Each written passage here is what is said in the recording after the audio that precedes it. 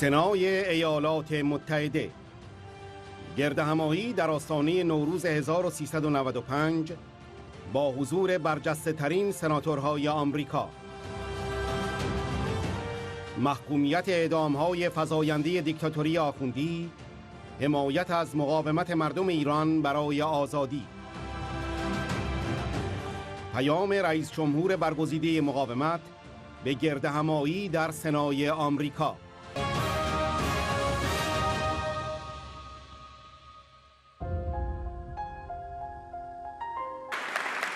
Distinguished speakers, honorable lawmakers, dear friends, as we speak, Iranians across the world are preparing for the arrival of spring and the new Iranian year. Nowroz tradition, which is a symbol of change, has been celebrated for thousands of years. It symbolizes the end of the gloomy days of winter being replaced with the bright days of spring. The arrival of Nowroz and the spring for the Iranian people carries this simple but vital message. The spring of freedom is also inevitable. It might be postponed but cannot be stopped.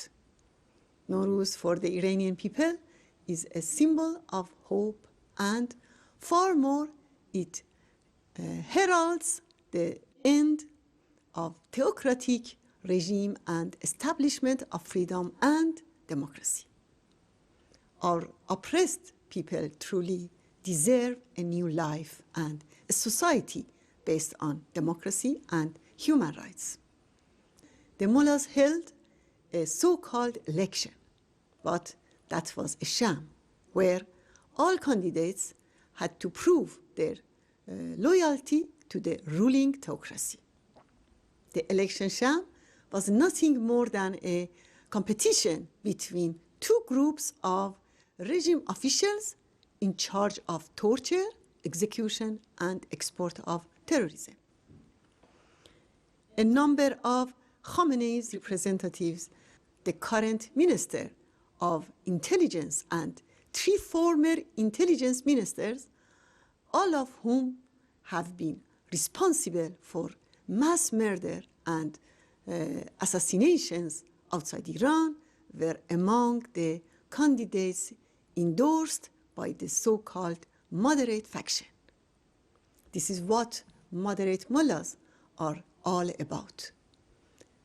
The role of Hashemi Rafsanjani, one of the pillars of this faction in directing terrorist attacks in 1990s in Argentina, Paris, Vienna, Berlin, Rome, Geneva, and Istanbul is common knowledge. Recently, the head of the regime's Human Rights Council explained that most of the executions are carried out based on a law ratified by a council chaired by Rafsanjani. As for Hassan Rouhani, I should recall that in addition to 2,300 executions during his tenure, 2 deadly assaults were carried out against camps Ashraf and Liberty. He is the head of the Supreme National Security Council, and no such attacks could be launched without the Council's approval. During his term, the mullahs' interference in Syria has dramatically expanded. Why do the mullahs need absolute crackdown at home and terrorism and warmongering abroad so much? Because democracy in Iran and stability and peace in the region is their news. For this reason, the mullahs' regime is the main source of instability in the entire region, and the destructive war in Syria and the massacre of the Syrian people. The regime has currently 60,000 revolutionary guards and agents in Syria. In reality, the presence of the Revolutionary Guards and paramilitary groups affiliated with the Quds Force in Syria and Iraq is the main cause for the rise and expansion of Daesh. The Revolutionary Guards and their agents are eliminating the moderate opposition in Syria and in Iraq. Despite their deception, the ruling mullahs do not have the will nor the capacity to change their brutal conduct. For this reason, human rights in Iran continue to be violated and camp liberty remains at risk. Expanding your valuable support for the Iranian people's struggle for freedom will be more effective than ever before.